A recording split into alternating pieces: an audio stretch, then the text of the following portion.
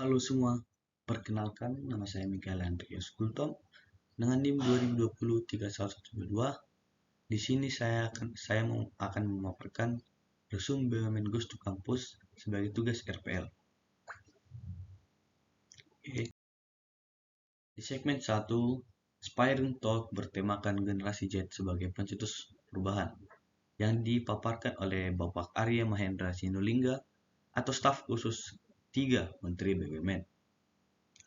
Beliau menyatakan bahwa ini adalah acara perdana BUMN melaksanakan Goes to Campus. Pada minggu ini, tepat 3 tahun Bapak Erick Thohir menjabat sebagai Menteri BUMN. Sebagai staf khusus, beliau bekerja langsung dengan Bapak Erick selaku Menteri. Transformasi BUMN. A. Penguatan span of control, di mana dari 108 BUMN menjadi 41 BUMN yang berkontribusi pada sepertiga ekonomi Indonesia. B. Proyek strategis atau 88 inisiatif strategis baik dalam rangka penambahan nilai, penyihatan ataupun penyelamatan. C. BUMN World Class, Mandiri, BNI, BRI, Telkom Indonesia, dan Pertamina. D. Memiliki 5 strategis prioritas, yaitu peningkatan nilai untuk ekonomis dan sosial Indonesia. Kedua, inovasi model bisnis. Ketiga, kepemimpinan teknologi. 4, peningkatan investasi. Dan kelima, pengembangan talenta. Apa perbedaan BUMN dengan perusahaan swasta? Perusahaan swasta bekerja semua keuntungan untuk pemilik modal, sedangkan di BUMN bekerja keuntungannya untuk pemilik modal, yaitu negara. Kalau swasta penghasilannya diberikan kena pajak, maka pajak tersebut disumbangkan untuk negara.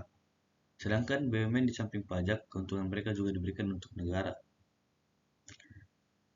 Ketika perusahaan lain belum berani masuk, maka BUMN harus masuk untuk pembangunan. Sebagai contoh, ketika tidak ada yang berani membangun jalan tol di Sumatera, maka BUMN turun untuk membangun jalan tol ke Sumatera meskipun tidak ada untungnya, dikarenakan untuk pemerataan Indonesia. Contoh lain sebagai bentuk kontribusi BUMN pada negara Indonesia, yaitu penyediaan BBM di Indonesia, pembuatan kapal dan bagian pelayaran di Indonesia. Sebagai contoh ASDN dan Pelni dan lainnya. Dari itu, jika dibandingkan dengan perusahaan milik swasta, mereka tidak akan berani masuk bekerja dikarenakan tidak dapat keuntungan. Segala sesuatu yang perusahaan swasta berani membangun apapun di Indonesia, maka yang mengerjakan adalah BUMN. Itulah perbedaan BUMN dengan swasta. 3. Apa pencapaian dan perubahan selama 3 tahun ini? Beberapa pencapaian dan perubahan BUMN yaitu, tahun ini BUMN sudah hampir 3 tahun bekerja, telah menyumbang APBN yang sebesar 1.200 triliun untuk pembangunan, pendidikan, sekolah, sosial, dan untuk ASN sekalipun. BUMN juga melakukan perampingan pada berjumlahnya, yaitu 108 menjadi 41 BUMN dikarenakan mengalami kesulitan pada pengawasan. Bapak Erick juga melakukan perubahan dalam segi SDM pada BUMN, yaitu ruang pekerjaan diberikan kepada milenial dan perempuan, di mana beliau memberikan kebijakan sampai tahun depan BUMN harus mempunyai 10% direktur milenial, serta peluang perempuan menjadi direktur sampai tahun 2023 adalah 25%. Kontribusi dan langkah BUMN saat Corona Indonesia. Sejak wabah Corona tahun 2020, BUMN hampir tidak ada melakukan PHK karyawannya. Namun selama Corona dilakukan konsolidasi. Keuntungan BUMN 2020 ke 2021 hanya naik 3%, tetapi keuntungan bersihnya naik hampir 1000%. Maka dari itu, BUMN melakukan banyak perubahan. Selama Corona, BUMN memiliki peran besar.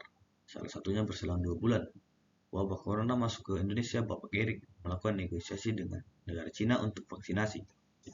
Pada bulan Juli, Indonesia merupakan salah satu negara yang menjadi tes ketiga untuk vaksin. Tantangan terbesar dalam kemajuan menjaga proaktivitas yang konsisten. Bagaimana caranya supaya dapat menjadi aktivis dan konsisten belajar di perkuliahan? Kuncinya adalah manajemen waktu. Jika memanajemen waktu, maka akan sukses. Mengubah mindset bahwa mampu melakukan perubahan dan mengubah cara belajar. Cara cerdas Bapak Sinulinga untuk mengubah IPK-nya untuk mendapatkan nilai C, hadir mengikuti perkuliahan dan tidak bolos, serta duduk di depan dan memerhatikan dosen. Untuk mendapatkan nilai B, lakukan hal sebelumnya, lalu catat di kertas buram apa yang disampaikan dosen, lalu tulis ulang di buku catatan. Untuk mendapatkan nilai A, konsisten lakukan hal yang sebelumnya dan mencoba untuk mengajari teman.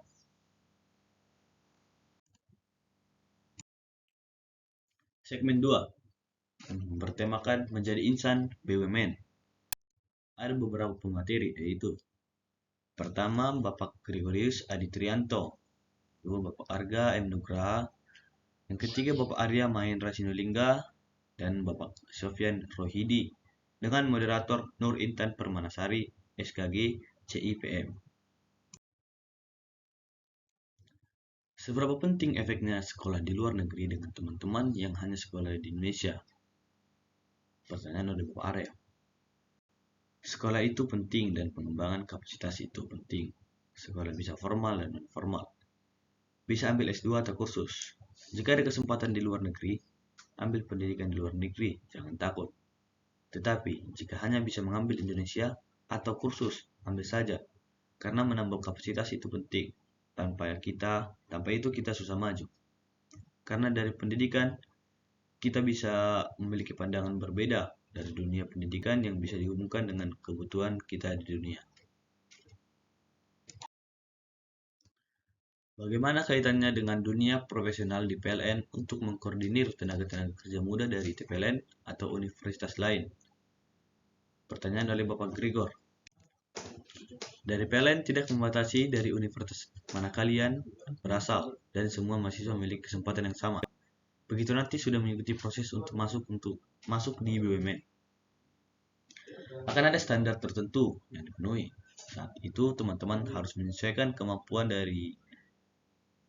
diri dari sisi kesehatan, psikologi, attitude, dan latar ke belakang pendidikan. Nantinya akan dites. Dari situlah akan masuk ke dalam dunia profesional di BUMN. Sampai di BRI, di PLN, di BUMN semuanya harus terbuka. Awam mengetahui PLN teknis, namun sebenarnya semua ada memiliki karir dan akan berkembang melalui dinamika tanggung jawab, dedikasi, semangat, passion, dan bercampur dengan segala macam peluang yang ada. Dan keberanian menjadi pegawai BUMN itu susah dikarenakan dari awal kontrak sudah harus siap ditempatkan di mana saja. Profesionalisme itu akan berkembang dari kita mahasiswa yang tidak tahu dunia kerja, dan begitu masuk, sebuah kewajiban kita harus tahu apa yang harus dilakukan. Dari situ profesionalisme kita dibentuk. Seberapa penting kemampuan multitasking bagi milenial untuk perubahan Indonesia? Apakah harus multitasking atau sesuai saja dengan jalur pendidikan sejak awal? Pertanyaan diajukan oleh Bapak Arya. Di Indonesia sangat terlambat mengetahui tentang saya itu cocok di mana sebenarnya, atau seperti tes jurusan. Menurut pengalaman beliau, ketika SMA dan kuliahan, informasi tersebut belum ada. Memilih jurusan teknik di ITB karena sebuah kemauan. Namun, setelah berjalan waktu, baru menemukan bahwa passionnya di bidang komunikasi. Jadi, baiknya mahasiswa sudah profesional sejak awal di jalan yang ingin diambil yang sesuai dengan bakatnya. Karena bakat penting untuk perkembangan diri selanjutnya. Seseorang akan menikmati hidup jika apa yang dikerjakan menjadi bakat dirinya. Bidang dan sarjana apa yang dibutuhkan untuk menjadi tenaga kerja BUMN di Indonesia, kata Bapak Sofyan. FHCI, Forum Human Capital Indonesia, khususnya BUMN. Mereka adalah mitra strategis Kementerian BUMN. Apa yang dilakukan adalah bersama seluruh member untuk membuat program-program khususnya dan pengembangan SDM di Human Capital Development untuk BUMN dan Indonesia.